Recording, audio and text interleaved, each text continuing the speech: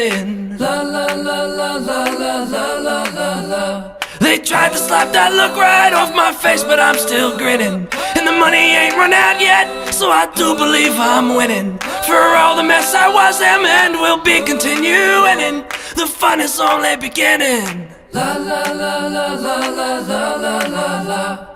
La la la la la la la la la la. La la la la la la la la la. La la la la la la la la.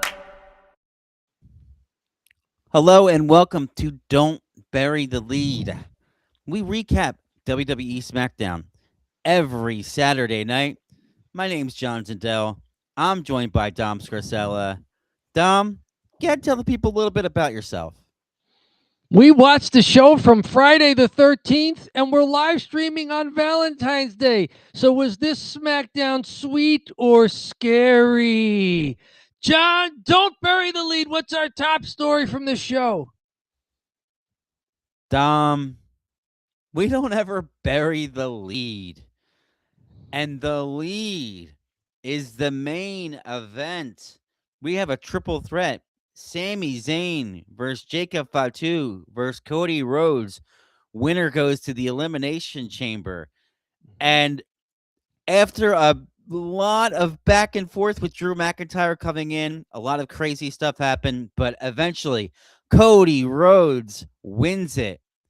Dom, what did you think of this main event triple threat? I was intrigued by the matchup because I'm thinking to myself, who wins this? Like, if they're going to build towards Drew versus Cody again, to me, that's kind of boring. If they're going to build to Drew, Jacob Fatu, maybe this is his chance. On the other hand, if they're building to a triple threat with Cody and Jacob, then they need something to happen where neither one of those guys wins and Sami Zayn wins it. So I was intrigued by the matchup. Like you said, Cody Rhodes winds up winning this. Drew McIntyre, out of nowhere, comes in and breaks up a pin attempt by Cody Rhodes on Sami by claymoring Cody Rhodes. And because a triple threat is no disqualification, Drew McIntyre can just do this. And eventually he interferes some more, tries to get Cody pinned. Cody kicks out at 2.5. Drew goes back to the ring, pounds Cody Rhodes in the corner, but Sami recovers and surprises Drew with a haluva kick. Then Cody surprises Sami with a crossroads for the pinfall. So Sami Zayn, for basically stopping the Drew McIntyre attack on Cody Rhodes, gets pinned for his troubles. Cody Rhodes advances. Jacob Fatu was power bombed through the announce table by Drew McIntyre. So Drew was clearly on the rampage here, trying to screw over both Cody and Jacob. So it looked like, oh, this is perfect. They're setting up a triple threat. Yeah. But now I wonder how they're going to get there, or if they're going to get there at all. So speculation aside, cool match, went about 22 minutes. Worthy main event quality. I don't know if you want to call out spots or address just the all of the complex moving parts that went into the finish. I thought the finish was cool because it felt like Sami Zayn was going to get the shot, and then the kick out happens, and you're like, oh, Sami, you don't get it. And then, Cody winning it was like, all right. A lot I did like, and I think there was some interesting stuff to talk about in this match. Not necessarily from, I guess we'll touch on the spots, but Sami Zayn almost was kind of forced into heel here because Cody was way over as the face, and I heard some boos for Sami, which was like crazy. I don't know if because the Dallas, Texas crowd loved Cody so much that they were just booing they needed to pick a heel and a face. Like they needed to boo someone. Right. So there wasn't crazy boos from the crowd for Sami Zayn, but I heard some boos when he was like firing up to do the dive. I was like, interesting. Maybe they were just booing the dive. So that's what I was booing, Dom. And maybe they watched the show and they're gonna start booing dives. We are huge in Dallas, Texas, and the Dallas metropolitan area. Yes, that's you know what that's what it has to be. Then Drew McIntyre showed up and they had someone to boo. Although when he did, I was cheering. Yes, right.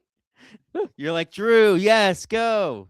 Because he's so good at what he's doing right now. I did love how he just wrecked house, right? He like killed everybody.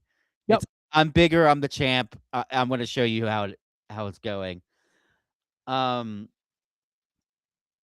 got a "This is awesome" chant. Your favorite. But they actually turned into Fatu chants. So Jacob Fatu was getting chants, and I was like, okay, he has a good presence in there for sure. Like he was doing what needed to be done, and even when they got into him like close in the camera, I don't know. I'm not talking spots. I'm kind of just talking production stuff here. But they got into him close, and he said, "Get this ass whooping live and direct on Sammy's punk ass." And they caught that on camera, and I thought that line was good. And he's just like a big scary guy, and he looks crazy, and he pulls it off. And I think I may have made a little flub. Drew broke up the pin attempt by claymoring Jacob initially. Yeah, right. Sammy did a roll up on Jacob Fatu after getting his knees up when Jacob tried the splash off the top rope. Cody recovered, got Sammy to break a hold that he had on Jacob by hitting a top rope Cody cutter. Yeah. Jacob throws Cody out of the ring. He hits his top turnbuckle moonsault. So Sammy's taking everybody's finisher here. And then he covers Sammy for the pin. That's when Drew shows up. Drew winds up just beating on both Cody and Jacob and not beating up Sammy. Now, part of it was because Sammy was just out. He's just lying on his back in the middle of the ring. And Drew actually has to grab Sammy and drag him over and drape his arm onto Cody Rhodes for the cover. So Sammy was out, but yeah, Drew went after Jacob. He went after Cody. He did not go after Sammy. We got some comments on TikTok, so I have to read them. TikTok, we are on TikTok. Keisha13 says Io Sky, which might be because of the short or what is that called? I guess it's called a TikTok. We have a TikTok with over 400,000 views about Io Sky on TikTok. So someone just came in, said Io Sky. And we got chats. We like Io Sky. We got chats and we coming will get to a match involving Io Sky shortly. Nick Teodoro, fellas, how's it going? Nick, what up? It goes well enough, Nick. Nick from the Nick Club Wrestling Happy Hour. Find them on YouTube as well. They've been very busy over there. Yeah, I was watching your show last night with you. You had some guys from the local indies in Jersey on, and I have to say, for a pretty entertaining interview where they were in character. So good stuff. That's always fun. So it was a work, not a shoot interview. I love those. I'm glad to see those people are catching on, and that's a cool thing. Good.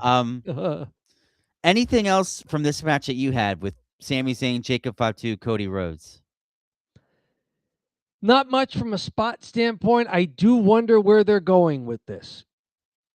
Because Cody's now in the Elimination Chamber. Does he win? Who wins the Elimination Chamber and challenges Drew McIntyre? And then how do they get out of that and put Cody Rhodes and Jacob Fatu into it? Or does Cody win and somehow Jacob gets added to it? Nick, this is a little off topic, but I would love to come to one of your Mount Rushmore Mondays. I will text, message, one of those things. But Mondays are better for me than Friday. Monday. Yes. Wow. Okay. That seems like a good segment, a good running segment there. All right. Yes. So Well, I let's tell you what's on our Mount Rushmore of matches from this SmackDown. We've got one. It was the main event, the triple threat qualifier for Elimination Chamber, won by Cody Rhodes in about 22 minutes. Big long match. Where do you want to go next? we could go, and I actually think this might have been match of the night. Okay. Ray Phoenix versus Trick Williams. This was a fun match. This one was good. I Trick Williams wins it, but Ray Phoenix actually got to show some of what he can do in this match. I feel like he hasn't been featured outside of a, 6-7 minute match jobber at this point. Yes. And he comes out with, I think it seems like a new song or a new look or a new energy about him. And he puts on a good match with Trick Williams after a Trick Williams promo. Dom, what did you think of this match between Ray Phoenix and Trick Williams? Trick wins it, hitting the leaping trick shot knee to the head for the pinfall. And after writing that, I just put notes. Great match with two different sizes and styles. Totally.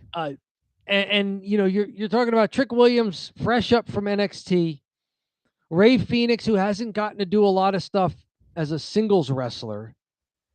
And, they go about 12 minutes here, and it's a pretty good match. And I'm wondering, who was the veteran in this matchup who was calling stuff in the ring if they needed to?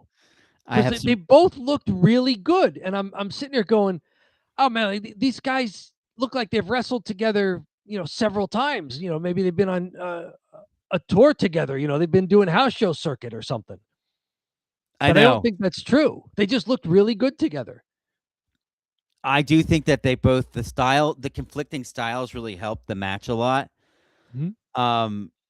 Trick has a great ring presence. I know I said that earlier about Jacob Fatu, but Trick Williams, he just looks like he belongs in there. I know that's a weird, high-level, general thing to say, but there's definitely guys that don't belong in there, right? And you can just sort of tell. Where Trick is like, yeah, this guy's. I can see his appeal already, and he's not even really doing anything necessarily that I'm like, wow, taking notes and stuff like that. We got Ray Phoenix loses, but I thought he did some pretty cool stuff. The missile drop kick off the ropes looked really cool. I like that double stomp in the corner. He puts Trick Williams in the corner and gives him the double stomp in the back. Instead of doing some goofy, really high-flying, nutty thing, just the double stomping him on the back of his shoulders. I think that looked really good. Just we got a "This is awesome" chant for this one as well, which, but when both guys in the match are kind of baby faces and there's no real heel, I think that's when the "This is awesome" chants come out, and maybe they're okay. That's when they're acceptable. All right. But on the other hand, you're wondering, okay, what's creative doing where they don't have clear heels anymore? Because there's very few people who get booed. Yeah. Like Drew's doing a great job of getting booed, even though everybody would cheer for him if given the opportunity, because he's just so good. But like Trick Williams, he's getting cheered. If they're trying to make him a heel, it's not working. Right. He's got too many catchphrases already. Like you said, he's just got the mannerisms and the way he moves around the ring, in his promos. He does. He looks like he's been doing this for a while. He looks cool. He looks like the guy who's not jittery and amped up. He's very relaxed in there. He doesn't look jittery and amped up. He doesn't seem nervous on the mic. It's not like he just seems like he's like feeling the crowd, and then he's got his lines and he's saying them, but eventually he'll get to that point. He is getting some what chance. He is getting, this is the second time in a row. And I think he's navigating them decent. Or he's kind of playing into them sometimes, but they're coming, and he's still working that out. I think that kink of the what chant. Now, if he's supposed to be a heel, that's a perfect opportunity to just shoot back at the crowd. It's weird because why is he feels like a guy that that they have there as a heel, but I'm not really feeling a heel vibe from him. He just No, seems I'm not. charismatic. He could just talk on the mic, and he's charismatic. I don't know why that makes you a heel. He doesn't wrestle like a heel either. No, he does a lot of the high flying stuff. He doesn't really break rules. This is like the second time they've done this. They did this with Carmelo Hayes. It like made no sense when he was. It was like, how is this guy a heel? Mello was annoying though. Like he really leaned into like being like chip on his shoulder guy, like just extra annoying when he ever had the mic. Yes. He was telling everybody like Mello, don't miss. He's like talking himself up so much, and then he wasn't delivering right away, but he was still talking like he had never lost. So Mello was more. Mello leaned more into the brat. It's almost like Mello was trying to be a heel because he was cast as a heel and it wasn't working. And then when they cast him as a face, it was like, this makes more sense.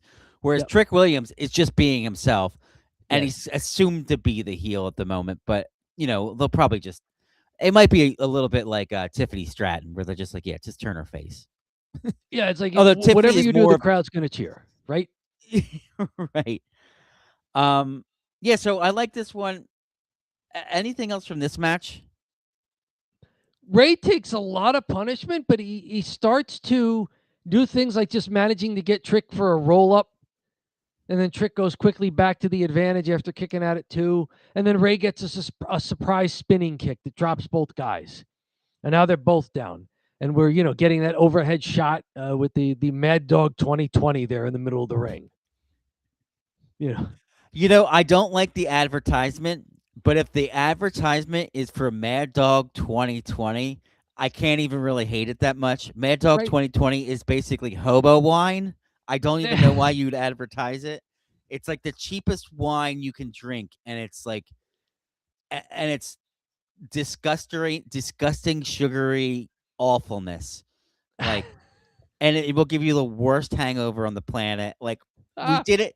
I would drink it when I was younger, and like we would do it like every now and then because it like, oh, okay, it's like bright colors. You were like so you give it a whirl, and it was like, this is awful. So I don't know if Prime's out of money or what the deal is, because I don't see the Prime Hydration Center. I don't see the Prime logo. Yeah, we don't have something sitting there at the announce table that people can just knock over. But nobody was, and nobody was using it. Nobody was ever hydrating there. No, right? It was the hydration center that was. I mean, if you go to the floor, you've got a 10 count. The hydrate. Fuel up a bit. Why not? We have quite a few chats coming through. I want to just get to those before we jump to the next match.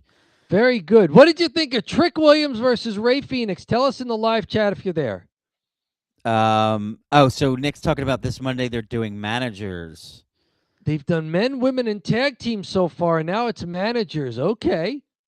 And then this one I laughed at. You guys remind me of My Cousin Vinny with the sports jackets. I think it's about right. I think that's actually not too far off of what we're at. And frankly, we're a couple of Utes. Right.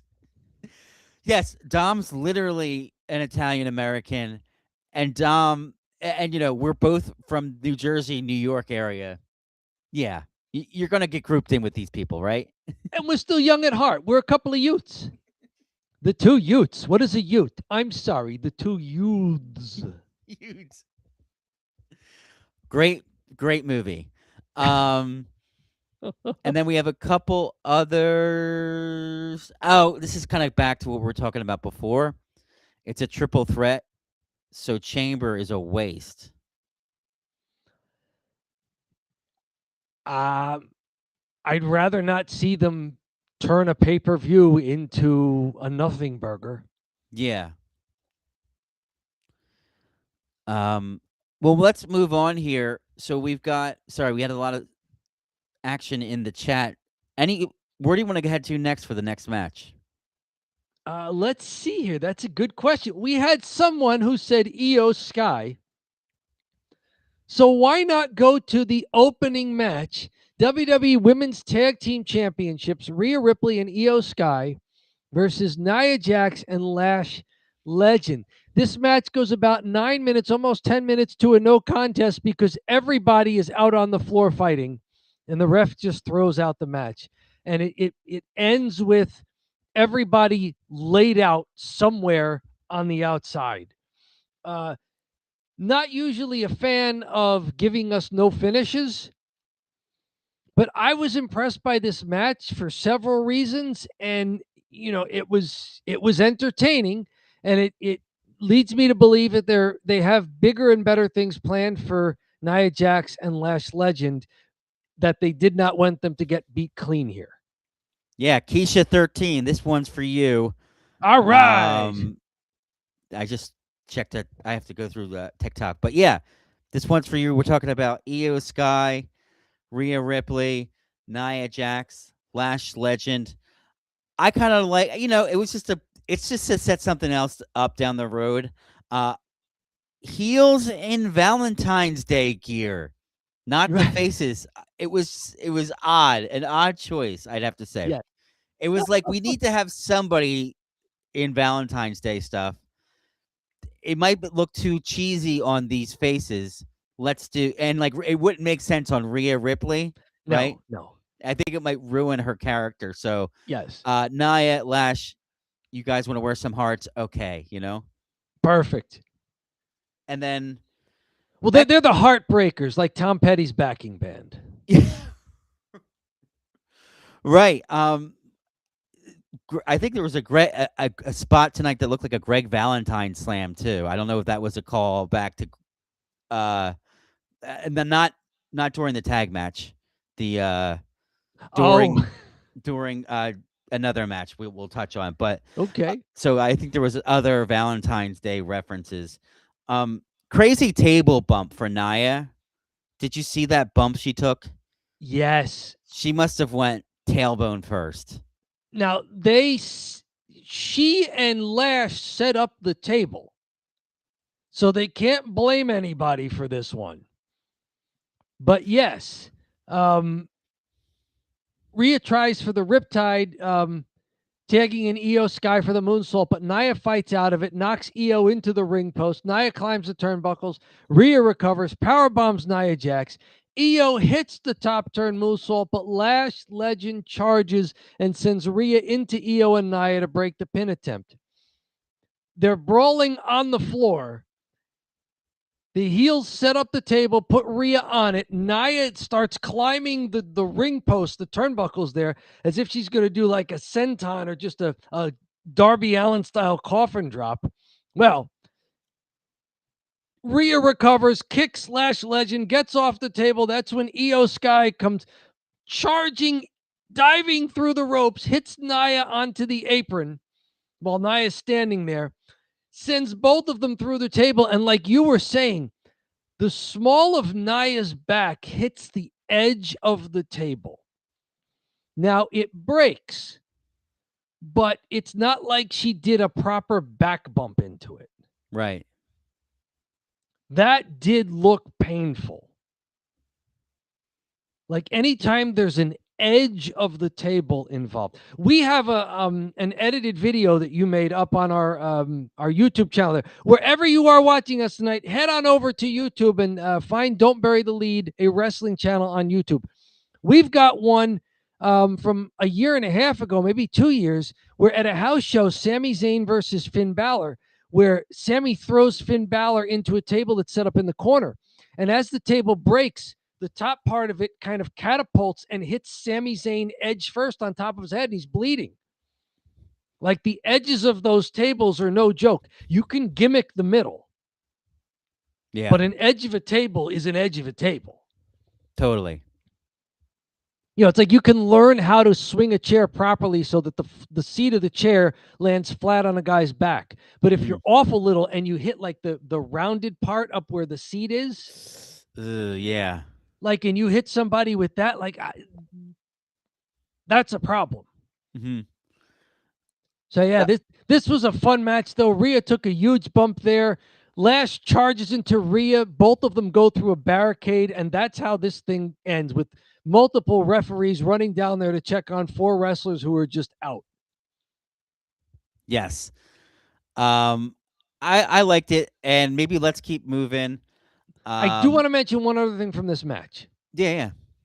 Rhea Ripley gets to be a small person in this match. Yes. Right. Which is unusual. We've seen her fight Nia Jax before, but she had a sequence with Lash Legend, which really showed you how great Lash Legend is. That Rhea was able to move like a luchador on Lash Legend. Like she's jumping up on her shoulders, trying for spinning DDTs, flying through the air. Lash is able to do these things. Lash picks her up on her shoulders. Rhea fights out of it. She's not able to do that to other wrestlers. Rhea goes for what looks like a Frankensteiner, but Lash holds her up and won't go down. Like it looked like Rhea Ripley she doesn't get to do this a lot. And Lash Legend is such a great athlete and a big athlete for a woman. She's huge. I didn't realize how big she was until she grabbed Rhea, and I was like, wait a second, Rhea's huge. Yeah. I do have she's to like say 5'11", but she's thick. Like all the way around, she's like an athlete. She was a basketball player. Yeah. I think she was in the WNBA for a while. Like she is just a solid, thick athlete. Mm-hmm. Just fantastic, and so much strength and balance from her athletic background that Rhea was able to do like luchador moves. When she grabbed, again, like when she grabbed Rhea, I didn't. I had envisioned in my head, oh, Lash is a pretty big woman, and Rhea's a huge jacked bodybuilder, and then she grabbed Rhea, and I was like, huh. I think Rhea's slimmed down a little bit too, and I think it might be. I think she's off the special meds that have made her very, very big. Let's just say, and she has gotten back to maybe a more natural look. Well, she's not that tall. She's tall compared to Io Sky, who's like 5'1", 5'2". Yes. Like she's tall compared to Asuka and Kairi Sane and Alexa Bliss and Liv Morgan. I mean, that's who she's been fighting. Mm-hmm. She's been fighting Liv Morgan and Io Sky. She towers over women who are 5'1". Like Rhea's about 5'8". So Lash Legend, who's just naturally thicker all the way around and 5'11", looks just big compared to Rhea. And you don't get that a lot. Like this, and like Rhea still wrestles power when she has to. But in this match, like she showed off more of the quick striking stuff. She wasn't pump handle slamming Nia Jax. Right. Just wanted to call that out. I know it was a match with no finish, but really good work here. And at the end of it, you've got Lash Legend in there with 3 multi-time world champions. Rhea Ripley, Io Sky, and Nia Jax. And Lash Legend did not look out of place. That's got to be very good news for her and for everybody in the back who's putting together these matches. Because it's not like everybody went like, the old Sesame Street song. One of these things is not like the other. One of these things does not belong. No, Lash Legend, she looked the part in there with 3 world champions. Dom, as a man with a 3-year-old, I have watched a nauseating amount of Sesame Street, so I'm familiar with the song. Oh, there you go. John, can you tell which thing is not like the other before we finish this song? He loves Elmo, so we're doing Elmo specifically, It was something else. Yeah, so all right, where you want to go next? I just wanted to get that in about the styles and about how great Lash Legend looked and how great Rhea looked wrestling a different kind of Rhea Ripley match. I do want to go a little against the grain here. I would usually call out the matches first, and then we'll go to the segments. But my new favorite segment, Kit Wilson in the back. I usually fast forward through all the back segments. I had to hit play.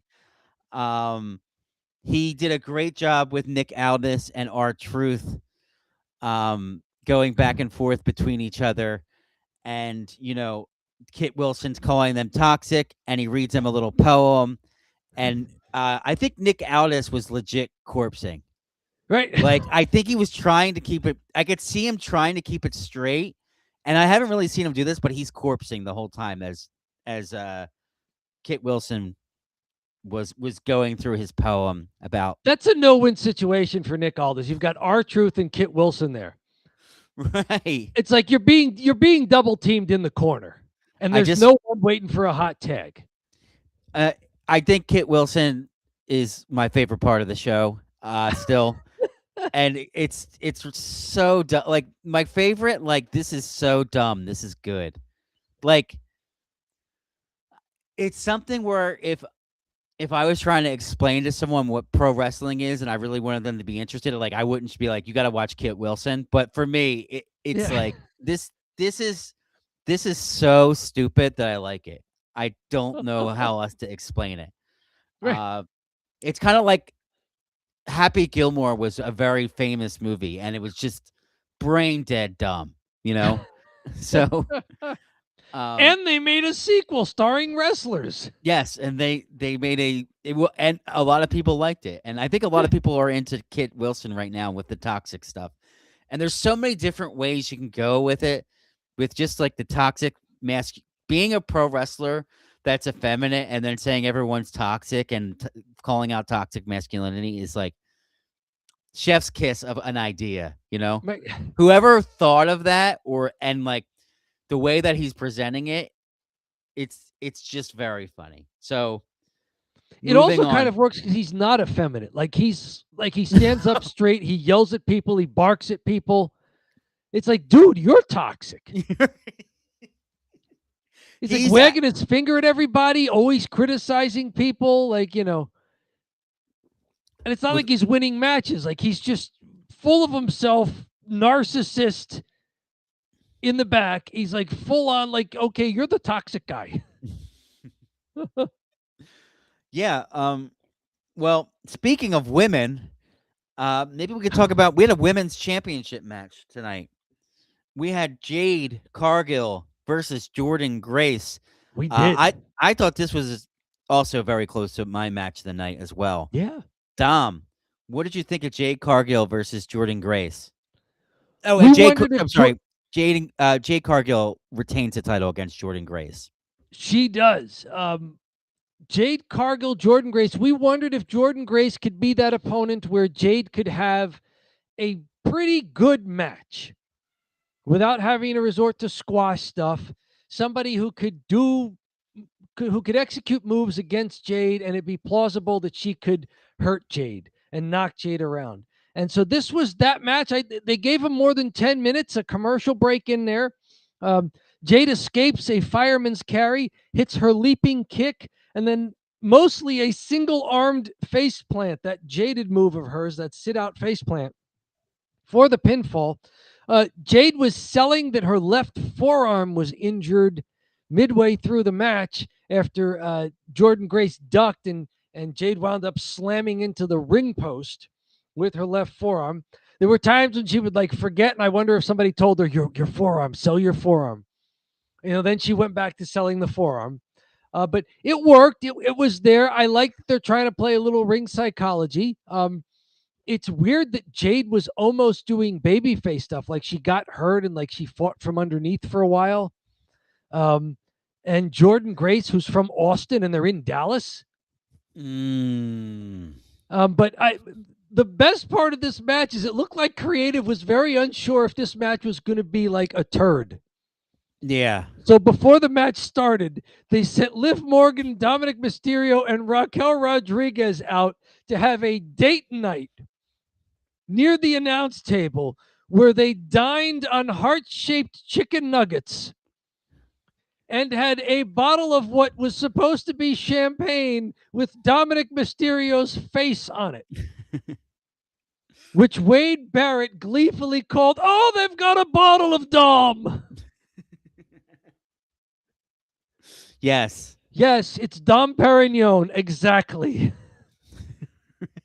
So that tells me that they were wondering, okay, if this match is terrible, just keep panning the camera more on Liv Morgan and Dominic Mysterio feeding each other heart-shaped chicken nuggets, while Raquel Rodriguez just stands in the back menacingly. Yeah, it's crazy how over Dom and Liv Morgan are. And I thought that was like one of those things too. When they're out there, I'm like, it's got to be tough to be Jade right now because like At the beginning, I felt like no one's probably paying attention to this championship match, and she's supposed to Right. be the champ, and Yes. she got the hot, like, one of the hottest stars in pro wrestling, Dom Mysterio, out there, and they're doing the chants for him, while he's just sitting there because he's just so over. But He got his old-fashioned boos. People were shouting him down when he started to talk. But then a yeah, little later, like you're right, before the match even starts, you're getting dirty Dom, which I'm trying to remember, is that a babyface chant or a heel chant? Like the European crowd had one chant that they did for people they liked and one chant they did for people they did not like. And I think that one was the "We Like You" chant. I think that's because they did it for Cody Rhodes too. Yes. And I think Um, the Seven Nation Army one is when they don't like you. okay, gotcha. Oh, Drew McIntyre. Like Yeah. I'm trying to figure out the Dallas, Texas crowd trying to copy the rowdy European crowd chants and what they mean. Fun Um, stuff. Fun way to get Dominic Mysterio back on TV, even though he cannot wrestle. We'll get to more of that in Cheap Heat. and then we had you know, as far as Jade and Jordan are concerned, and really, I liked it a lot. It was another hoss match between the women. Yep. Jordan isn't tall, but god No. damn, she is strong. Yes. She was tossing Jade around when she got the opportunity, and Jade's got about, I don't know, a foot on her, something like that. But It's like a Rhea Io situation. It's like Jade is around 5'9", maybe 5'10", Mhm. and Jordan Grace is maybe 5'1" or so. Yeah, but she's big. Yes. Like, she's definitely like a legit bodybuilder big, and not just bodybuilder big, but like when she was tossing Jade around, and I think that's when she did a slam that Greg Valentine does because Wade had called it out. Jordan did a big slam, and I was like, "Whoa, okay." She did at some point a big old spine buster. Yeah. I think it wasn't a spine buster. It was a I don't know. It was kind of almost like a sidewalk slam, but not. I don't know what it was specifically. Okay. Oh, okay. Yeah, she got a power slam for a 2 count out of it, right? Mhm. When I do want to call this out. At one point, Jordan's got Jade Cargill up on her shoulder for what Wade Barrett called an old-fashioned, almost Davy Boy Smith power slam. That's what it was, And Davey Boy before Smith. she does it, she's holding Jade there. And before she hits the slam, you can see on the camera that was visible to viewers at home, Jordan moves Jade's left arm out of the way before delivering the power slam. Yeah. Because like that was not going to end as well as it did. So yet again, Mm. big veteran move by somebody knowing how a move gets executed and protecting the person they're in the ring with. We've got a great video that you did up on our channel about Asuka doing that for Charlotte Flair before an insane elbow by Kairi Sane.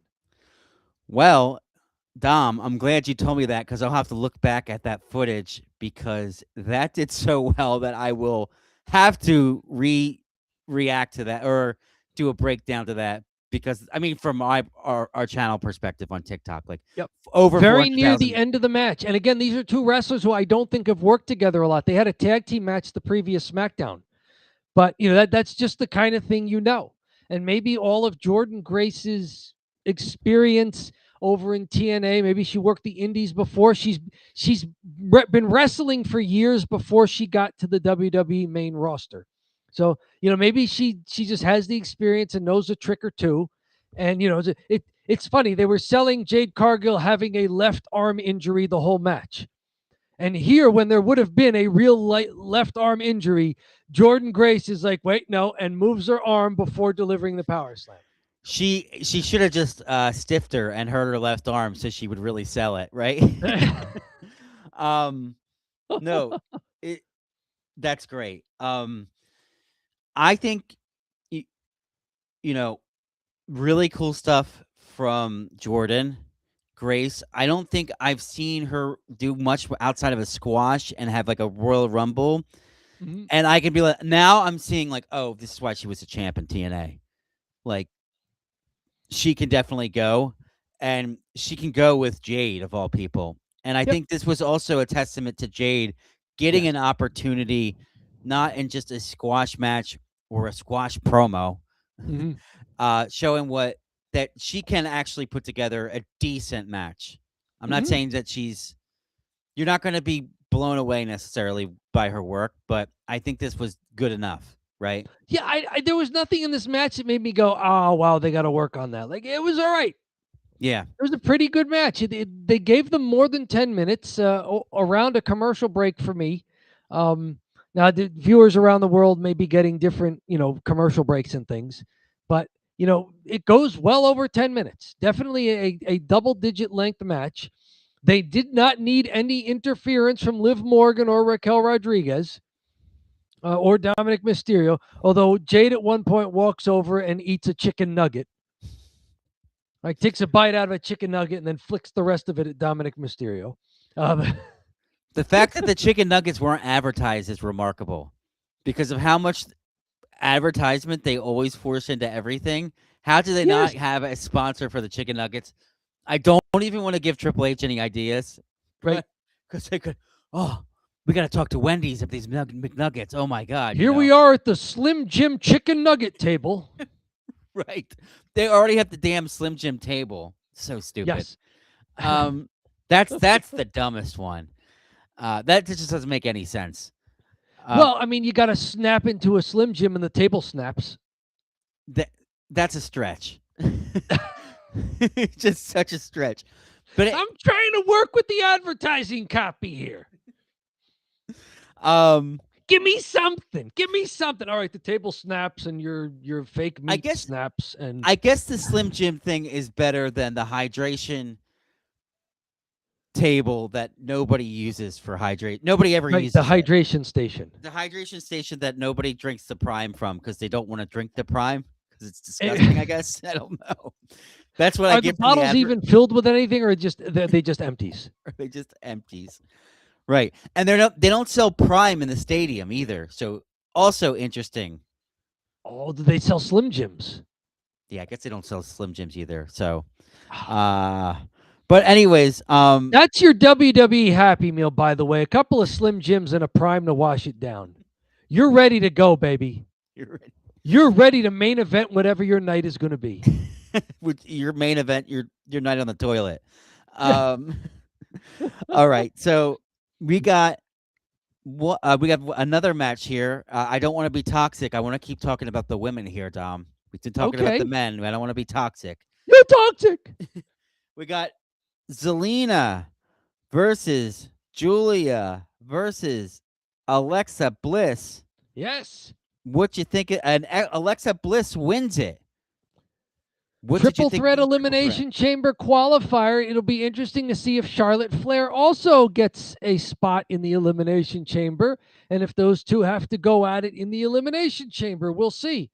But yes, this was fun. It started off earlier in the night backstage. Charlotte Flair is trying to get on Alexa Bliss's good side after accidentally eliminating her from the Royal Rumble. She says it's Galentine's Day and gives her some black roses and then gives her an autographed picture of herself.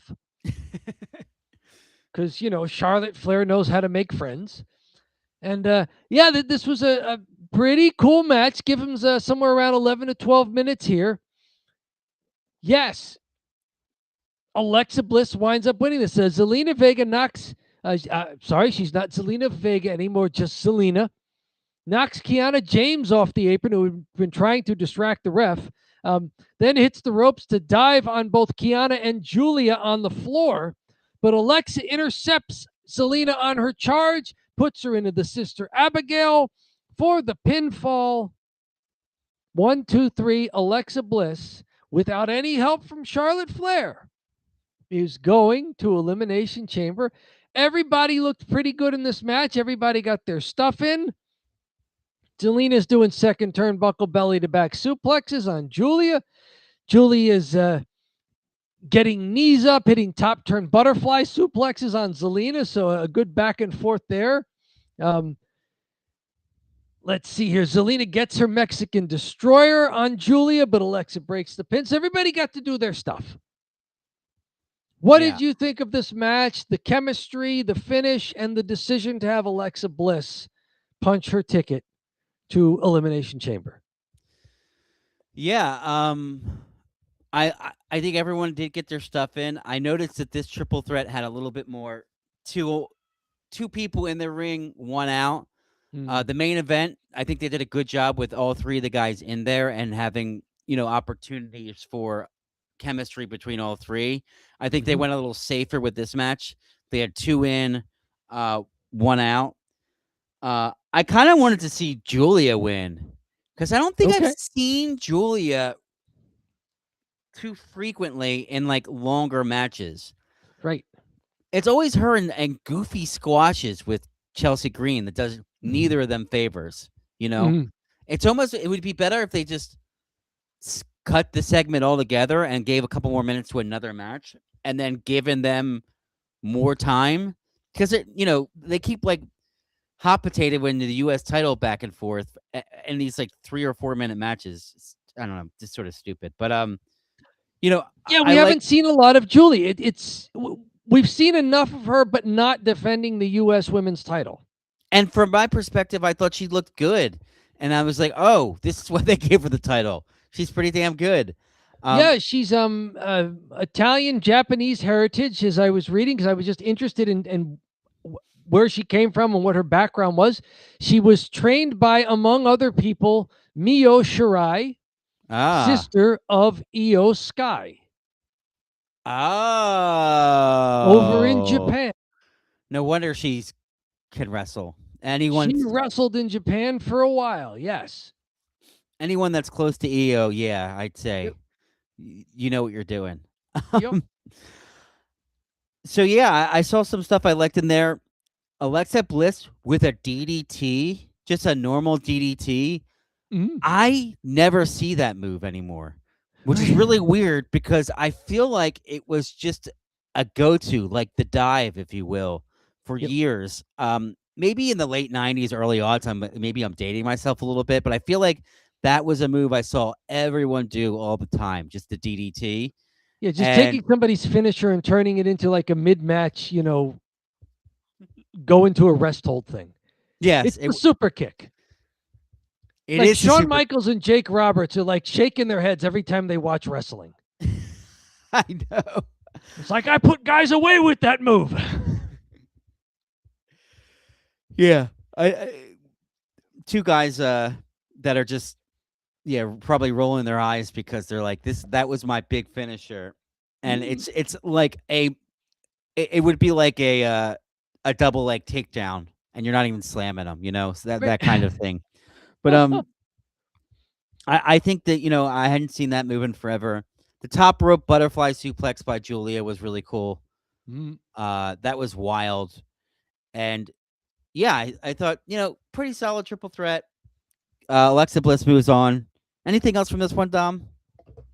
I continue to be impressed by Alexa Bliss because she looks small. Yes. She's short and she's also not like Io Sky looks a little thicker and more athletic in her frame. And she also does high flying stuff. Jordan Grace, very muscular, obviously a power lifter, bodybuilder. Alexa Bliss looks like a normal woman who's like short, like a little below average height. And she just moves really well in the ring. I think especially in a match like this, you don't have to squint your eyes too much and you go, yeah, I could see Alexa Bliss being a world champion. Yeah. She was years ago. I've heard that she's like a 5-time between either the Raw belt or the SmackDown belt, however they did it years ago. She was a gal that got major pushed years ago. Almost like Sheamus. You wouldn't realize this, but he was like a top guy forever. For like a couple years. He was like their but now he's kind of down by the mid card, bottom card, doing YouTube clips of him working out. Yeah, so kind of on that that downward trajectory. But yeah, anyways, she gets a big win here, and she's gonna go to the Elimination Chamber. So who knows? Maybe they're gonna give her a push. Who knows, Dom? Anything else from this match? No, it served its purpose, did what it was supposed to do. Everybody on TV got to do something pretty cool, except Charlotte was surprisingly quiet. Yes, and then we have one more match, don't we? Was there we do? Yeah, you go through this one because It was an interrupted U.S. Championship Open Challenge that was supposed to be Carmelo Hayes and Ilya Dragunov, except before they can start, Solo Sikoa and the MFTs come out and interrupt the entrance announcements for the match, and it turns into a 5-on-2 as the MFTs, that's Solo Sikoa, Tama Tonga, Tonga Loa, JC Mateo, and the big 7-footer Tala Tonga hit the ring, start beating up on Carmelo and Ilya. And sure enough, two guys that Carmelo Hayes has been talking to backstage, Apollo Crews, who we haven't seen in a long time, recuperating from what they said was a pectoral injury, and Matt Cardona. They come running out, but it's still 5-on-4, and that's when Shinsuke Nakamura comes out. And now it's a 10-man brawl, and that brings out Nick Aldis, who is not corpsing at this point, and who makes it a 10-man tag match between the MFTs and the other 5 guys. I did not realize this at first, but they made a good job of mentioning it on commentary. Carmelo Hayes, Ilya Dragunov, Matt Cardona, Apollo Crews, Shinsuke Nakamura. All either current or former U.S. champions. Yeah. One heck of a match. Tama Tonga blind tagged himself in, surprised Carmelo Hayes, who had been spiked by Solo, hits that running back elbow that they called a cutthroat against a kneeling opponent for the pinfall. Tama Tonga pins the U.S. champion to win this 10-man tag for his side. So Tama Tonga gets another win. Tama Tonga gets another win. He beat Shinsuke Nakamura. Now he winds up pinning Carmelo Hayes in the 10-man tag. I think Tama Tonga's got a push in there. He also gets to come out with the tag belts. Uh-oh, is he getting this push? Looks like a pretty good wrestler. I mean, they're face painting again, except for Solo Sikoa, which they don't need.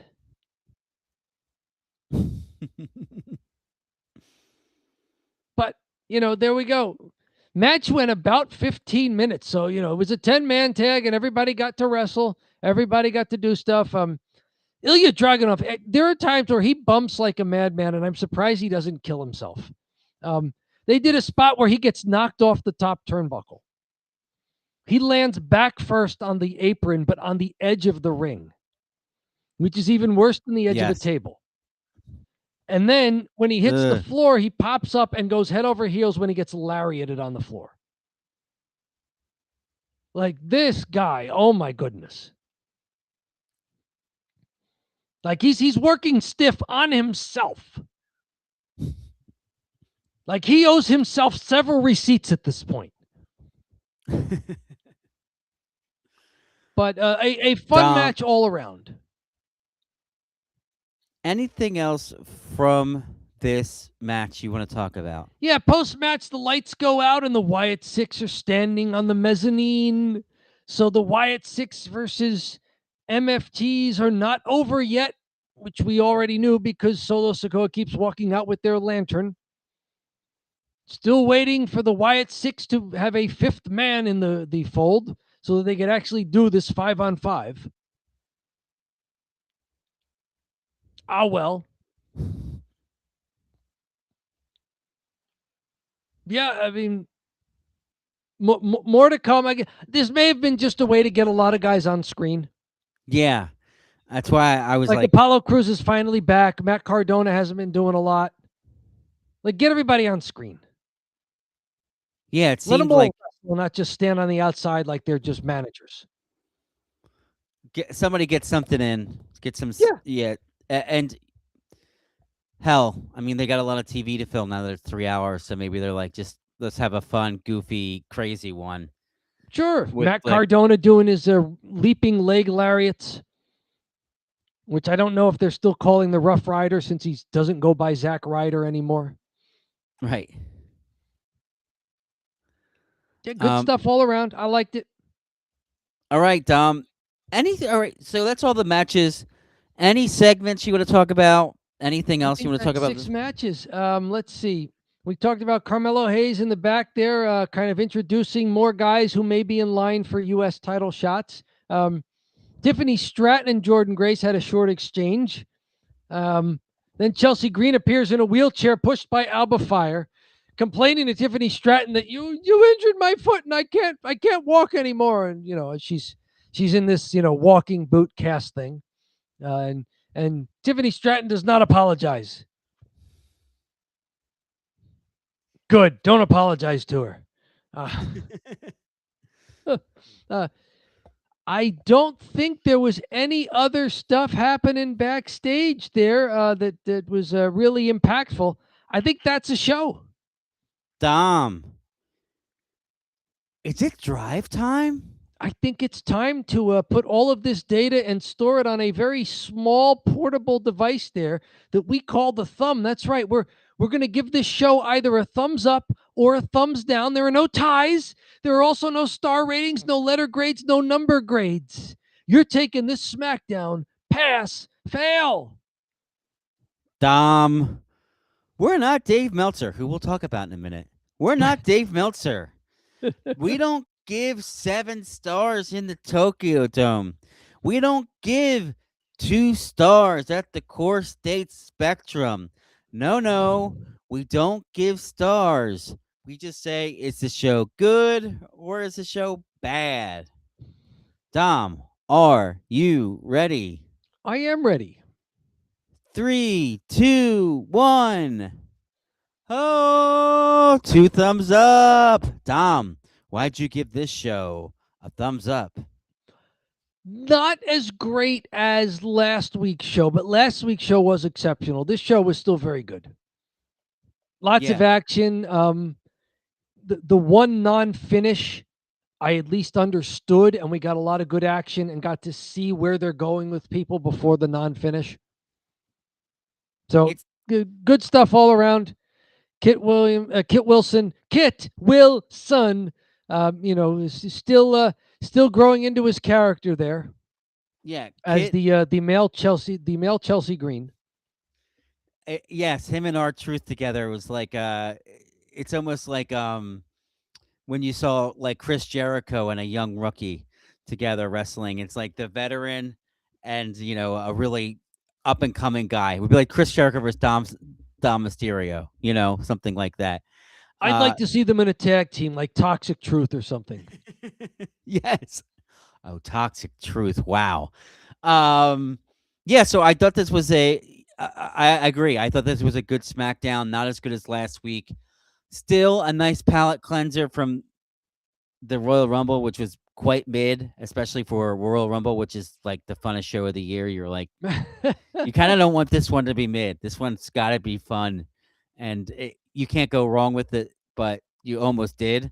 I thought this was a good show. I liked it a lot. The 3 hours was worth it because all the wrestling matches were on it were good.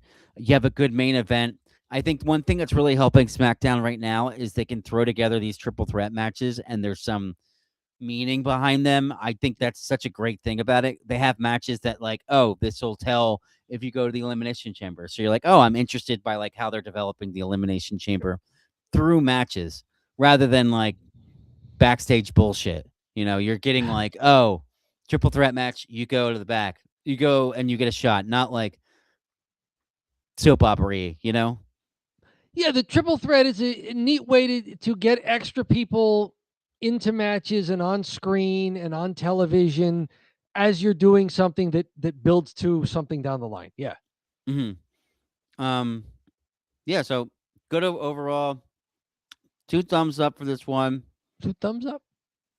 And we have had a lot of people join tonight. So thank you so much. Very good. Yeah, we've had people on TikTok. We've had comments on TikTok. I can't even believe that's working. TikTok Live. Um, the home base YouTube. A lot of people have been coming in. It's cool if you want to hang out and chat, or if you do have something you want to say, go ahead and throw some stuff in the chat here. Lurking is wonderfully allowed, but if you do, but the chat is open if you want to chime in. Mm-hmm. Do you know what's that? Let's think here. I'm trying to think of the segue. Why am I blanking on this? You know, I got my jacket on here. I got my jacket on. And I don't usually wear the jacket, but I found it today, and I'm kind of getting warm.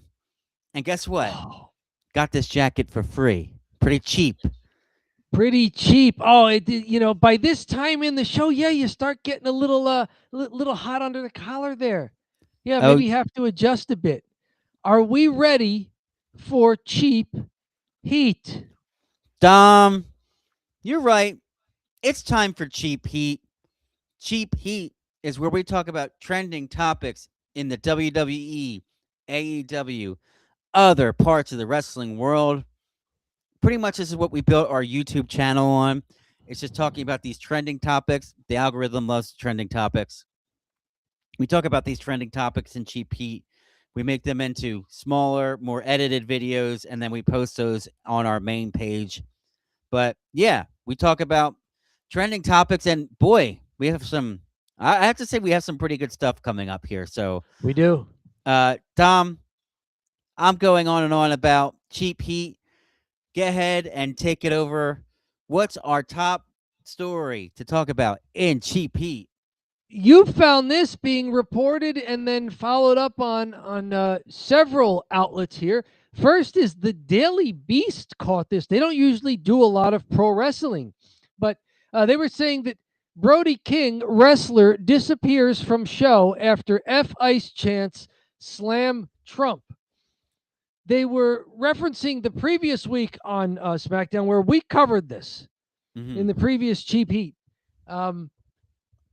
Chants broke out in Las Vegas, F Ice, because Brody King was in there, and he's been known to wear Abolish Ice T-shirts and even signed some of his social media posts that way.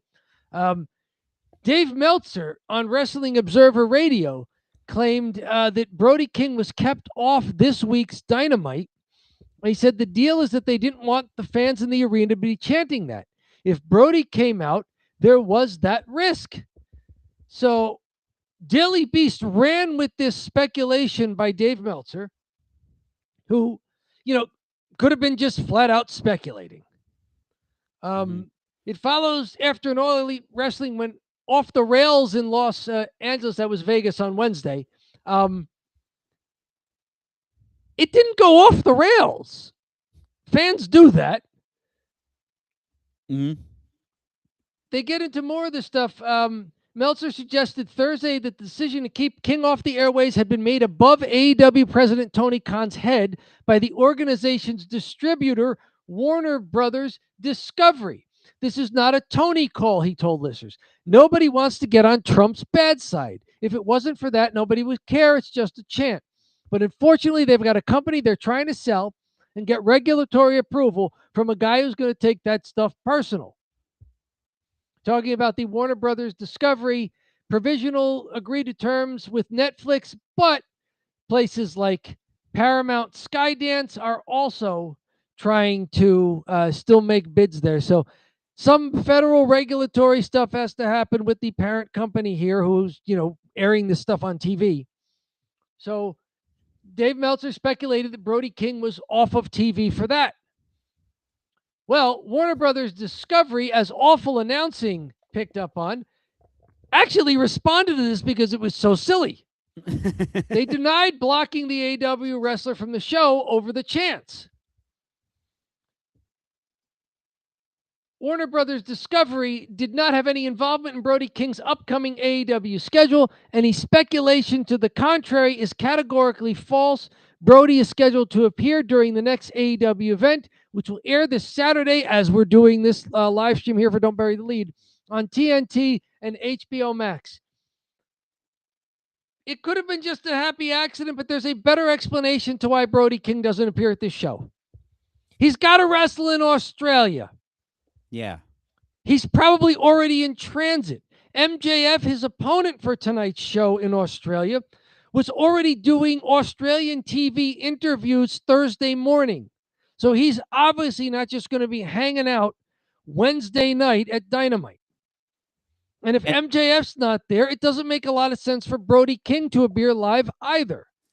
Same thing. Let them get there early, rest up, get over the jet lag. They're not needed on TV if they've got media appearances to do in Australia. Run the video package. There's no controversy at all. It makes perfect sense that you would do that after you've got a show planned halfway around the world. Dave had his aluminum foil hat on as he was coming up with the conspiracy when the most obvious answers right in front of him. MJF is doing all the Super Bowl appearances too. So MJF he had done that the prior week, yeah. He was at the Super Bowl appearances. And at the end of the day, we go, and he's doing all this media tour. So yeah, sorry, go ahead. Dave Meltzer tried to reply a little bit later. Those at AEW have said nobody from Warner Brothers Discovery asked them not to use Brody King on last night's show, and this was just how it was booked, to only use him in a video package. We had heard over the weekend that there were concerns about how much pub the situation had gotten from the Warner Brothers Discovery side, but those at AEW said they were not told not to put him on the show. Okay. Top comment here on Zitter. A real reporter would have contacted AEW and Warner Brothers Discovery for comment before talking about this on their podcast. Correct. He reported it like a fact when it was just speculation. Yes. And he's saying it like he had heard. If you look at the quotes, he's saying it like he had heard through the grapevine that, like, for example, this is not a Tony call. Nobody wants to get Trump's bad side, blah, blah, blah, blah. Like, how would you even know that it's not a Tony's call and it was Warner Brothers? Like, he was alluding that someone had told him that at AEW, but really nobody told him any of that. Yes, it may be another case of nobody telling him anything. And you're right. And the best part is the tweet. He's reporting and correcting the misinformation that he created. It's like he created the lie, and then he reports to clarify, what was going on. And then we had heard over the weekend. We fabricated over the weekend. We lied over the weekend. That there were concerns about this, and thank goodness we're here to correct these fabrications. Thank God. Thank goodness we're here to correct our poor journalism. Nobody panic. We're here to fix it. My goodness. Like, this reminds me, like, and I'm not implicating anybody, but it was just an old meme of, like, O.J. Simpson still looking for the real killers. Yes. When we find out who started this rumor, we're going to give that guy a piece of our mind. So great. Speaking of rumor starting, Logan Paul clarifies his Bad Bunny Super Bowl remarks and hypes up a potential WWE match. At least he's being honest here that this is about a future thing and he's speculating, but Logan Paul says a WWE match with Bad Bunny would be the biggest match ever. First of all, what do you think about that? Would Logan Paul Bad Bunny be a huge match? Say what you want about Logan Paul. Logan Paul versus Bad Bunny, TKO would be doing anything in their power to get that to happen at WrestleMania. Right? Absolutely. The eyeballs that would be on it for Bad Bunny, especially Bad Bunny now, post Super Bowl halftime performance, Bad Bunny. Mm-hmm. I mean, the biggest international star right now, Grammy. He won the Grammy for Album of the Year which I think they just gave it to him because he's popular. I'm not even sure the music's that good. um, they just gave it to him because he's popular. Bad Bunny right now is gone from a guy that's internationally famous to, and in certain parts of the world, to just famous all over the world. Yeah. And the Super Bowl halftime really solidified that. And Logan Paul, being the grifter that he is, wants to have a match with him because he's so big, and then he can kind of come along for the ride, much like Mike Tyson and Jake Paul, where Jake Paul was desperate to fight Mike Tyson because like he's such a grifter and he wants to get his name out there, and he's just a loser YouTuber, but he's like developed his name now as like the bad guy. So yeah, pretty interesting stuff. But They understand entertainment, don't they? They understand entertainment, and I would say this: that match would draw like crazy. It would. My concern would be who would call that match in the ring. We've seen Bad Bunny wrestle, and it wasn't bad because that was Damian Priest's coming out party as a future star. Mm-hmm. And we know that Damian Priest and Bad Bunny just have a lot of trust between them. They actually know each other outside of wrestling, both from Puerto Rico. So Damian Priest was able to lead Bad Bunny around that match. Logan Paul seems like a guy who still needs someone else as a veteran presence in the ring to do that. So who would be leading the other in a Logan Paul Bad Bunny match? It would have to be Logan, unfortunately, but he'd have to really prove himself there. And then in addition to that, Logan's still a good wrestler though. Yes. And Bad Bunny is a good celebrity wrestler. He's not a good regular wrestler, but Yep. he can hold his own in there as a celebrity. You're not Good getting athlete. you're not getting Jelly Roll or Burt Kreischer, Yeah. or whatever that choke slam. Burt spot Kreischer, was. yes. Yeah, Burt Kreischer. You're not getting those heavy set fellas. Bad Bunny's quite an athlete. He performed at the Super Bowl.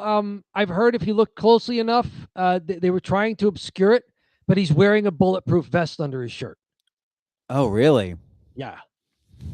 Jeez. So he's doing all his dance moves for 20 minutes. They gave him a 20-minute match, and he's doing all his moves. No rest holds, I don't think, or very few, while wearing a bulletproof vest.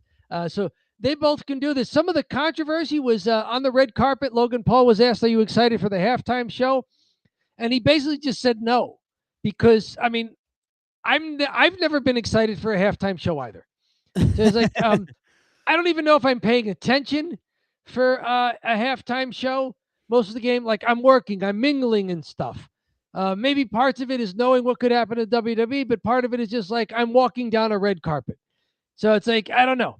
Also, but he says, look, the thing about him is he's a busy guy. He's a very busy guy.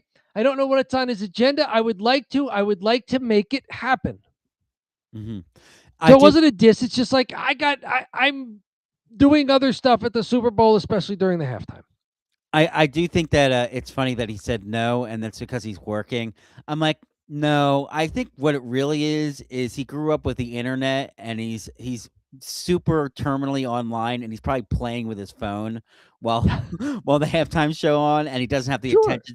He's flipping through dumb shorts, and he doesn't have the attention span to like pay attention to a 10-minute show. Well, Logan Paul, if you're flipping through dumb shorts on your phone, may I suggest to you, don't bury the lead, a wrestling channel on YouTube. Find us also on TikTok now, where we've got some of these short form videos for you to flip through. You might even be in some of them. We've even got some really cool edited clips, including our best of all time featuring Dominic Mysterio turning heel while he was already a heel on Logan Paul's podcast. Exactly. If Bad Bunny versus Logan Paul happened, I have no doubt it would be the biggest wrestling match of all time. Like, hands down, without question, the match that extends so far beyond the WWE universe. It breaks all barriers of what people think wrestling is. You have the opportunity to capture a global audience in one match. That's a big money match I know the whole world would tune in for, and I think it would be a real good one. What say you? Would it be a decent match in the ring? I think it would be a decent match in the ring. Not a great match. Not a great spectacle of how great pro wrestling can be. And it's just because it's Bad Bunny and it's Logan Paul. Like it's not going to be that good. And you know, but if you're gonna do a celebrity match, there's your celebrity match you would do. No questions asked. Sure. Now, Logan Paul does seem to be paying his dues. He's learning from Paul Heyman. He's had him on his podcast. He's probably taken advice from him. Logan Paul learning how to be in a stable now where he can work on stuff without being the star all the time. So it could be very well that, one of these years in the not too distant future where Logan Paul is veteran enough to shepherd someone like Bad Bunny through a match. He's capable of learning. Yeah, and I think the Bad Bunny Logan Paul match is going to be really. They're going to just memorize it and do it. I don't think that they're going to call anything out there. But it depend on how long a match it has to be, right? Mm-hmm. Bad Bunny would have to go over, right? That's a good question. Bad Bunny went over Damian Priest. Yeah. But I don't know. I mean, maybe Logan Paul gets to get more heel heat by beating Bad Bunny. Also, the other thing with this matchup. Sorry. The other thing with this matchup, Paul has so much opportunity to do some heel stuff with him. Talking about how he's really from Puerto Rico because he does own property in Puerto Rico. He's a real Puerto Rican, You can start calling me amigo in the promos leading up to it. Yeah, mi amigo, and he can like really, rub in his heritage of being just an American and you're not, kind of thing. Like there's a lot of stuff. There's a lot of directions he could go for some cheap heel heat. There are possibilities. So the subject has now been broached. Logan Paul, Bad Bunny. Maybe one of these days we get to see it. Yeah. Up next, we've got some injury news. We'll start off at Sportsnot. Bryan Danielson, huge update on his AEW return. It says here in the headline, it's great news. I don't think it's great news, though. He's saying that, the primary hurdle for Danielson is the grueling nature of being on the road every week. Just traveling to be an announcer is making his neck act up. I don't think this is great news. No. The traveling is so hard on my neck, Danielson said. Once I started traveling again, I went back to sleeping 4.5 hours a night. There was a point around Forbidden Door that I had delusions of wrestling a couple of matches a year. After traveling for commentary, I don't see how it would be possible, and that's without bumps. Not great news. Yeah, what's with this headline? I don't know. I'm having trouble sleeping when I'm on the road. That's horrible. That's like way worse. Getting in planes is making my neck hurt. Mm-hmm. It's like, why are you taking bumps on the plane? I'm not taking bumps on the plane. I'm just sitting in a chair. Maybe more. Yeah. He said that he had been able to sleep after going to some therapy. Said he found a guy who was a miracle worker. The guy worked on me for 2 days in a row, 6 hours each day. After the first night, I slept like 9 hours. The second night, I slept 8 hours straight. It's a game changer. But then traveling starts hurting his neck. Mm-hmm. So I don't know. I think at this point, Bryan Danielson just got to get his health back. Well, he's retired, and I think he retired from full-time, so he hoped he could come in and wrestle every now and then, which he mentioned, which is great that he wants to do that, but if he's not able to do that, it is what it is, I mean... Do you remember John Madden, football announcer, who would not fly from city to city for his announcing duties? He took the Madden Cruiser. Yes. Could there be a Bryan Danielson Cruiser? And he just doesn't fly. He just, okay. Yes. I like it. Is there a Dragon Mobile? and he could just take the big old RV, the souped up, decked out big old RV from town to town, so that he doesn't have to fly and deal with the pressure changes of takeoffs and landings, and the cabin adjustments they have to make at 30,000 feet. Mhm. That could be a fun thing. He could do the all dragon team and give people turkey legs. There's a whole shtick here that we could do. Bryan Danielson, neck injury. Samoa Joe, this comes to us from WrestleZone, also has a problem overcoming some injuries. Seems to be concussion protocol. It's a non-sustaining, a non-contact injury during a training session. Wow. If you are getting a concussion, non-contact while training, either that's a very undescriptive description of what happened, or there is something really wrong with your skull. Yeah. I mean, he's a Like guy I that's been stood up too around. fast and I got a concussion. He's a guy that's been around forever too.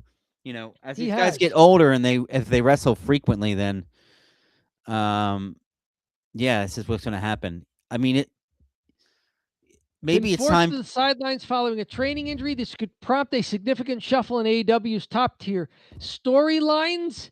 Excalibur, one of the announcers for AEW, has noted on commentary Joe remains a looming threat in the division. However, they won't be able to use him for much.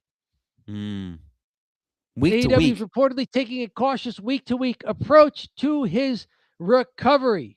In his stead, Andrade has stepped up to the plate, getting a victory over Swerve Strickland. How has Andrade been in his return to AEW? They're giving him a big push. That's how he's been. They're giving him a big push. That's good news. I hope there's also good news for Samoa Joe that his career doesn't have to end like this. Yeah. That he can get back in there and wrestle. More injury stuff from the WWE. Latest injury update on Dominic Mysterio, Chelsea Green, and Braun Breaker. Chelsea Green legit injured her foot. They think it's a sprained ankle, so her being in the wheelchair with the boot, that's legit.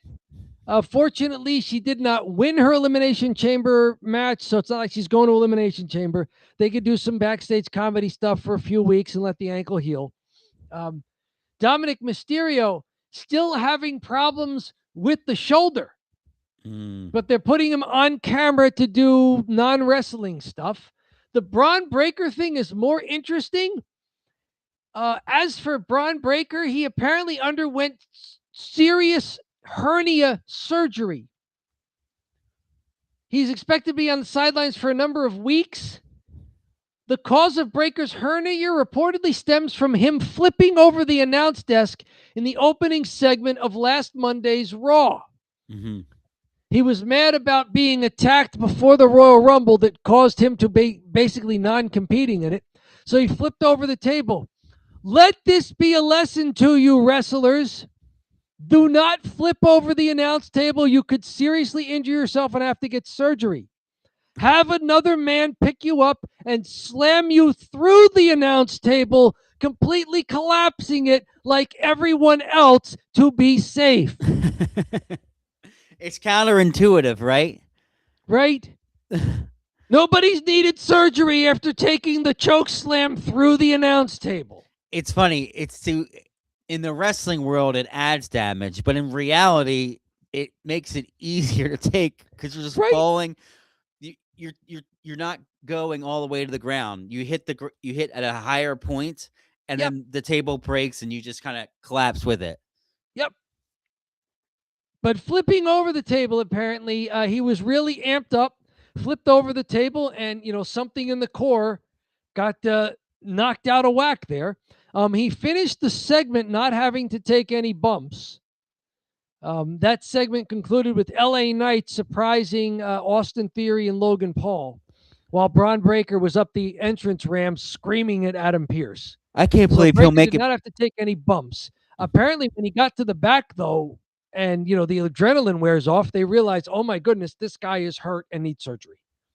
I can't believe he was able to. That they think he'll come back by April 18th. I don't know enough about hernia surgeries, but I can only imagine. My knowledge of hernias comes from Weird Al Yankovic's song "Living with a Hernia." Like all good knowledge, it's from Weird Al Yankovic. Like that's it. That's what I know about hernias. Same thing with me and the Amish. I only know from Amish Paradise. There you go. Right. Yeah. So serious injuries. Two of them at least are able to remain on camera because they're good even if they're not wrestling. Braun Breaker, though, needed real surgery, and we'll see what is in store for him. Apparently, everything for WrestleMania except Roman Reigns versus CM Punk is up in the air and needs perhaps to be rewritten, or has had to be rewritten in the last few weeks to month because of just what's going on. Between reported low ticket sales, injuries, serious injuries to Seth Rollins and now Braun Breaker, and wondering when Seth is going to be back, now wondering if Braun's going to be back. Everything's up in the air for WrestleMania, and we're barely more than 2 months away. Right. Crazy stuff. Major League Wrestling. Let's check in with another wrestling promotion, but with some names you may have heard of. Former stars from bigger promotions winning titles at an MLW Fusion taping. Spoiler alert if you watch MLW Fusion on TV and haven't heard about this yet. This is your warning. There we go. You've been warned. Haha. Austin Aries captures the MLW National Openweight Championship, defeating Blue Panther. Shotzi Blackheart defeats Shoko Nakajima to win the MLW Featherweight Championship. Other people featured prominently in MLW include Killer Cross, who was carrying Cross in the WWE. We like him, don't we? Yeah. We wish he had never left. Kushida, who I don't know. Bishop Dyer, who was formerly known as Baron Corbin. Donovan Dijak, who I've heard, but I couldn't pick him out of a lineup by face. But they are all people who worked for Vince McMahon and Triple H at some point, including Austin Aries. I remember Austin Aries mostly from his TNA Impact run. To give you a modern-day avatar, Austin Aries was a lot like what Ilya Dragunov is in the modern WWE. Yeah. Shorter guy, but built, really put together, went full speed in the ring, so he wrestled bigger than he was just because he put everything into it. Always looked like he was working stiff. Kept the scowl about him. Was trying not to like sell too much for other guys with the facial expressions. Like he bumped for people, but it was always with a scowl on his face. He was that kind of really intense guy. Like, reminds me of Ilya Dragunov. That size, that build, that style. What say you about Shotzi and Austin Aries now doing well for themselves in MLW? You were the one who, when we first started doing Don't Bury the Lead, you remembered Shotzi from even NXT. years before we had started live streaming here. What say you about Shotzi and Austin Aries capturing Shotzi's some got championships? she had a great character where she had the green hair, all the tattoos, and then she would sit on the tank and come out in the mini tank. I think from my perspective, Shotzi, it's good to see that she's still working and she's in MLW. I'm surprised she hasn't been looked at by AEW, but only because AEW's women's, they just need more women. They just need more women that are good, and I think she's good enough to be there. So they need to fill out the roster. They need to fill out the roster with, I'd have to say, people that can wrestle, because they've got some girls there right now that they've got certain aspects of them that are that are good for wrestlers to have, but they're not.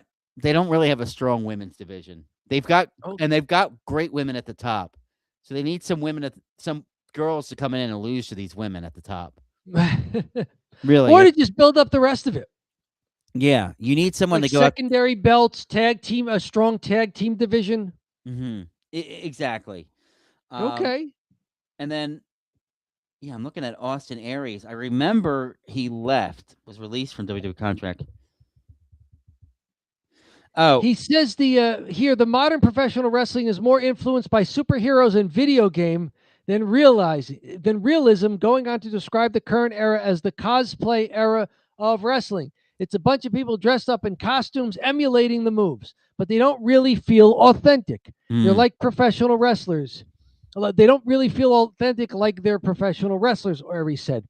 That again, just my opinion. I feel like as we've skewed more towards superheroes and video games, we've tried to say, well, pro wrestling is just like that. And it's like, well, no. Pro wrestling to me was always rooted in realism. The foundational base of processing is the man across or the woman across the ring from you is trying to hurt you, disable you, and take your money. So if it's not rooted in that and there's not some semblance of realism and authenticity to that, at a certain point for me, it leaves what I consider pro wrestling. It morphs into some other entertainment genre, which is fine because there's all different flavors of this. But I grew up watching the Crockett era wrestling. That's what I gravitated towards because whether or not I was subconsciously knew it was real or not real, there was an authenticity and there was a suspension of disbelief that had to take place. So Austin Aries is more old school here. I agree with him. I think that's a great observation. That is kind of a cranky old man statement, but and then maybe that's why I agree with him. Let's see. I looked him up. He's cranky old man. You and I are Utes. We are Utes. That's true. We are Utes. He's 47, so maybe he's got the same brain we do here. But yeah, he's of somewhat of our generation there. Yeah. I have to say I did see WWE. I was looking him up. I do remember he left on odd terms, and at first it was reported that he quit and he walked out and he didn't want to wrestle there anymore. But then Dave Meltzer said no, he wanted to wrestle there, but he was really annoying in the back and like really he always wanted stuff to do and was like, and he got fired because he was annoying. And then Austin Aries later said that they didn't have for anything for him to do, so that's why they released him. So I don't know. Maybe both. Like they didn't have much for him to do, so he was just pestering them to work. Yeah, he was annoying the creative team. Basically, like he was trying to get on TV, and then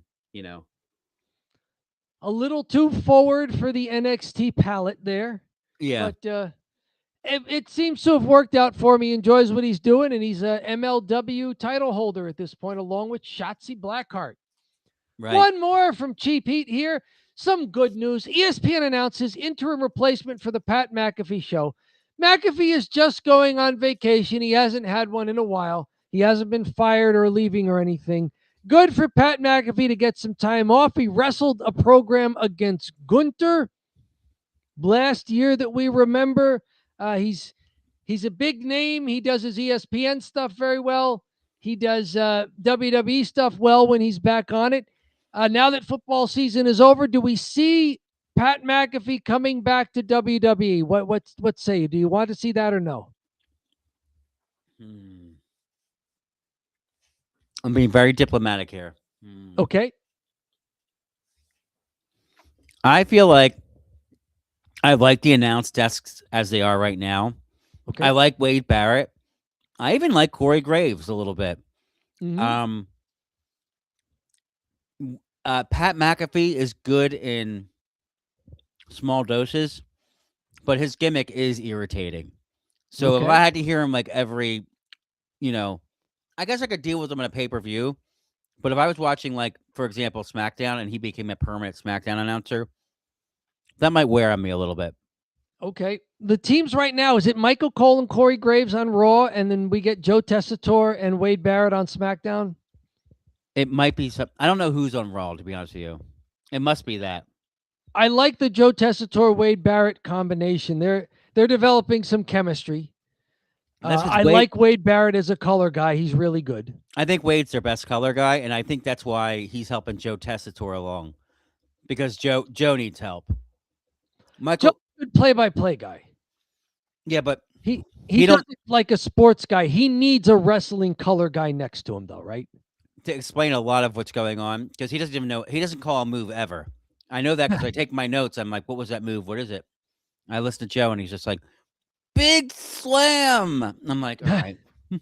And then Wade will chime in and say what the slam was. I'm like, okay, thank you, Wade. There he was. Wade Barrett doing his job as the color commentator there. The Rich Eisen show is taking the place of Pat McAfee show. You may remember the Rich Eisen show from Seth Rollins showing up there during his ruse of faking an injury on Saturday night's main event. But yes, Rich Eisen, no stranger to sports broadcasting, no stranger to ESPN, and no stranger to professional wrestling. That's true. Yeah, Rich Eisen's pretty good. The Rich Eisen show I like. Although, like, he's done some stuff in the past with Larry David, and it's always fantastic. He brings Larry David on, and he just asked Larry in what situation, what would you do in this situation? And like, let's say for example, your friend has a destination wedding, you don't really want to go. Like, or should I go to my friend's destination wedding? It's in across the country. He's like, no, you don't go any more than 1 hour for a wedding. Any more that was travel a than that? Seinfeld episode. It was I think it was the episode they did in reverse. Oh yeah, they traveled to India for someone's wedding. Okay, and the show starts with them getting the invitations in the mail and go like, I'm going to India for a wedding. Yeah. So he's got good. Rich Eisen has a good show. The only thing I would say, the other day he kind of pissed me off a little bit. He said that he was talking about the Eagles, so I click into the link. I watched the YouTube clip, and he said Eagles fans are just trashing Jalen Hurts. It's like, no, we're not. No. And yeah, I wrote in the comments. I said, no, we're not. If you're hearing anything that the media is saying, that's not the fans. I even wrote a nasty comment. But like, he got you to write a so you jumped into the live chat. I had to. I would not normally ever do that. I would never. I try not to comment at all on YouTube, anything outside of great video, thumbs up. This one, it pissed me off so much because I'm an Eagles fan that I was like, no, I got to defend my honor. So there was there's other Eagles fans in there. So I was like liking, because they were all like, what are you talking about? We love Jalen. And then like the other thing was like, I just said, yeah, we love Jalen Hurts. He's a great quarterback. And anything that you hear from the Eagles media, is that a representation of the fans? And that was my comment. Have there been rumblings in Eagles media, or was this like a Rich Eisen has sources in AEW telling them that Warner Brothers Discovery wanted Jalen Hurts off the program? It's just like worse than Dave Meltzer. He just said it. He just thinks that like, oh, Eagles fans, they're idiots, right? Like that's what it was. Oh, they're dumb. They must not like Jalen anymore because they lost. Like, and like no frame of reference, just like a stereotype. I mean, Eagles fans still love Ron Jaworski. Yeah. He couldn't quite win the big one for him. No, we don't dislike Randall Cunningham. The only players that the Eagles fans will really dislike are like ones that don't put forth the best effort.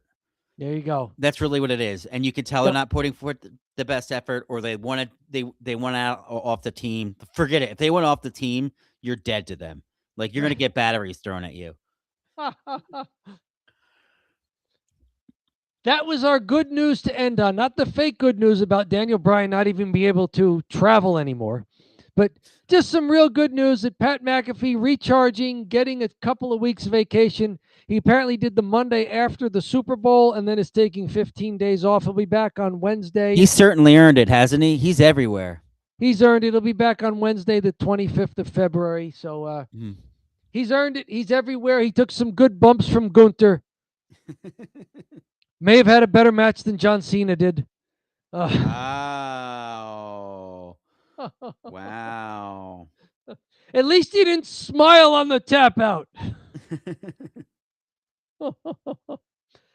That's what I got. John, it's pathologically frugal. It's unseasonably warm, which it might get here on Tuesday in southern New Jersey. What is it? Dom, it's cheap heat. All right. So we're moving on from Cheap Heat, and those of you that are still watching, looks like we have some people on YouTube, Twitch, and potentially here TikTok. So anyone still hanging on, the show's not over. We're gonna enter the Italian goodbye. The Italian goodbye is not a normal goodbye, Dom. It's the Italian goodbye. Since we look like Joe Pesci and my cousin Vinny. That's also part of it. Yeah, we look like Joe Pesci. The Italian You goodbye. said you may have something for the Italian goodbye here, so I've been waiting all show for us to very slowly fail at saying goodbye to one another. Okay, I'll start with my Italian goodbye stuff. So, I had the TV show. I tape WWE on the USA Network automatically. I record it and then I watch that. So I Okay. flip it on last night late. I try to watch it afterwards so I don't have to see all the commercials because then I cut down on like I don't know like 80% of the show. But I go and I look. I'm like, oh no, it's not recorded. It's not on USA. It's on Sci-Fi. Yes. So I said, you know what? I've been thinking about doing this for a while and just kind of getting rid of cable. So let me see if this will work. So I got Surfshark, a VPN advertised to me by Stephanie McMahon. Oh, isn't she a doll? She's a sweetie. She's a sweetie. She taught me how to steal her WWE property. So I used the VPN, and when I used the VPN, I said I was in the UK, and I fired up my Netflix account, and lo and behold, SmackDown was there live. Clicked into it, no problem. I could see everything. I can go back and forth really easily, and it was all perfect. There's no commercials. So let's say, for example, like something's already happened, and I went back in the past and I started watching. All the commercials are cut off, so I don't even have to like skip between the commercials. It was So you great. got the fixer experience. Yes. Our subscriber who is often watching and either sending in comments or live chats, the fixer from over in the UK. Our number one fan. Yeah, he's great. The fixer. I got the fixer experience exactly, and I stole it. And yeah, I said I was in the UK, and it worked fine. So I think I'm going to do that from now on because I don't pay for. I'm not going to pay $30 a month to ESPN. I'm going to just steal it somehow. So I've been stealing it on other websites, right? We use. But I might just steal it from Netflix now because my wife has Netflix. So But whatever. you have a Netflix account. Yeah. But And you have a WWE endorsed VPN. Exactly. Yes, I'm using the VPN that Stephanie McMahon gave me to steal Surfshark to steal WWE. The former CEO of the company told you to do this to get programming. And you tried it. You followed the instructions and did it, and it worked. I don't see what you did wrong. Exactly. It's totally allowed. And I mean, at this point, it's she made me steal it. She told me to, so that's why I'm stealing it. It's not even stealing. It's just you get a better deal. Yeah, I'm still paying Netflix, which I'm sure Netflix is like, yeah, who gives a shit? Yeah. Oh, that more reason for someone to watch our product. Fine, whatever. Yeah. I don't care if you don't get ESPN. I'm Netflix. Right. So it worked out for everyone. There you go. Except for ESPN, they got screwed. Yes, because you didn't do the thing on ESPN. Yeah. Well. Yeah. No, I didn't wait around for them. I have to step away. You have any cheap heat or Italian goodbye stuff that you want to talk to the audience about? Not a whole lot. It's been a fun weekend. More to come. The weather is finally breaking here in southern New Jersey. It looks like we're getting the snow that's been around for 2 weeks is finally melting a little bit. So good things are on the way. Yeah, I was out this afternoon. Outside for the first time in like like outside walking around and enjoying it. Yeah, It's yeah. first time in like months, right? Yep. With some And sunshine on you. It felt good. it did feel good. I ended up our sidewalks are still janky, like because of all the snow. Yep. But because we had the baby John in the wagon. He's not even a baby. He's a 3-year-old. So Yeah. toddler John in the wagon, and we're Uh-huh. taking him around. But sometimes we'd have to like turn around, go down somebody's driveway, get in the road, Yep.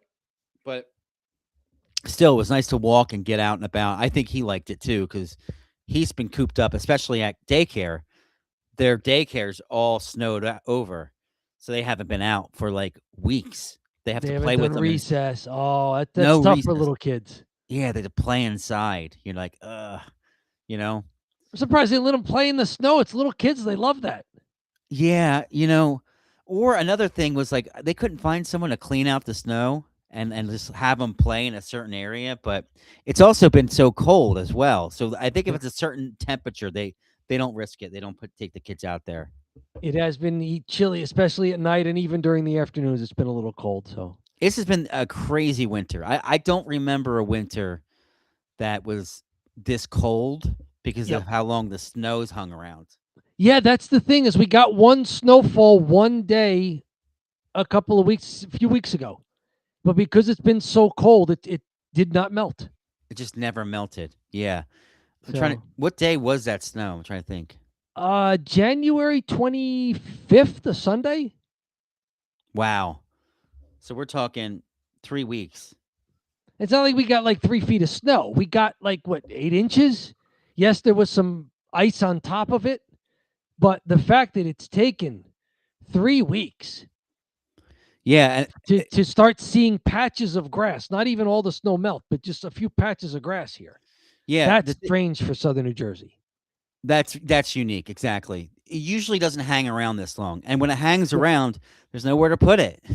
So you can you shovel out your drive, or you shovel out your sidewalk, but you can't walk in anybody's grass. We couldn't go to the playground.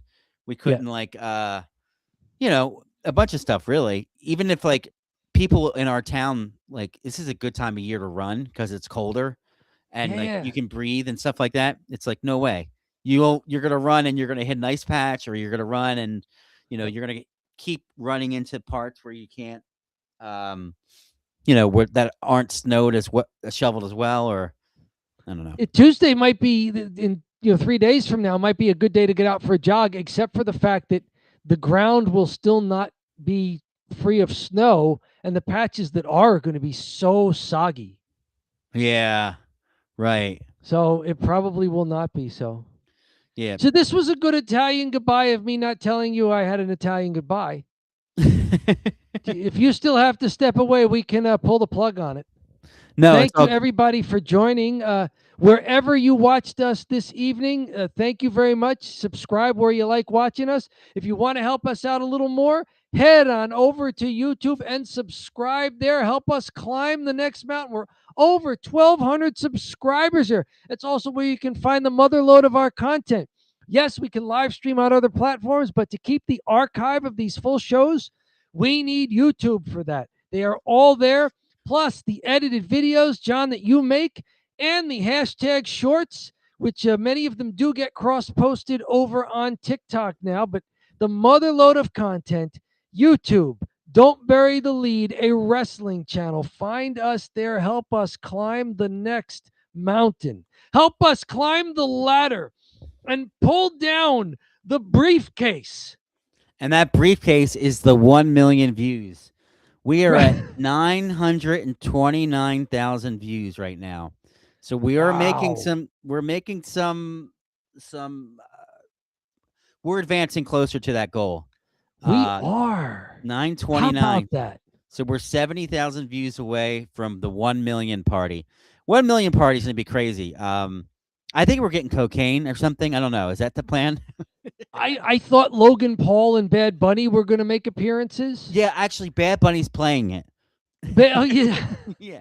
Bad Bunny's playing it, and Logan Paul's boxing Jake Paul. Oh, what a fantastic show we've got lined up. That'll get us a few more viewers. I'll put that in the title.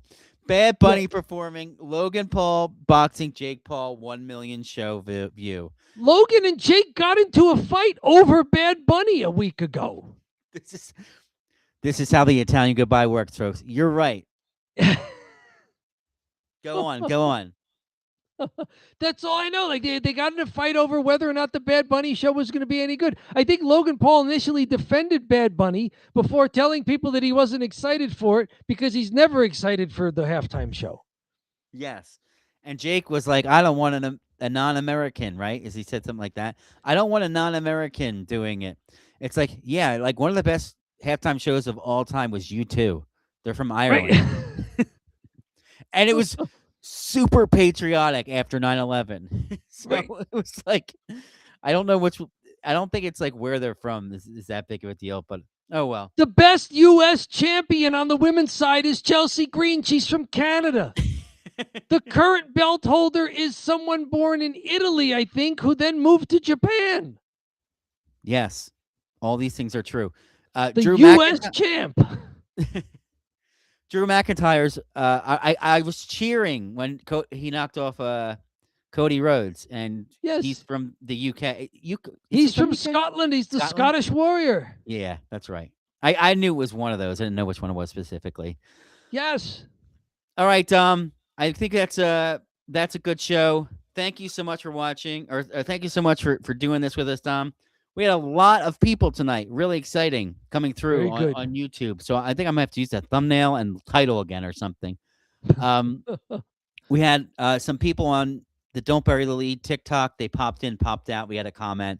So people are popping in, popping out on TikTok. So, yeah, I think this was a well-attended night. So thank you all that joined.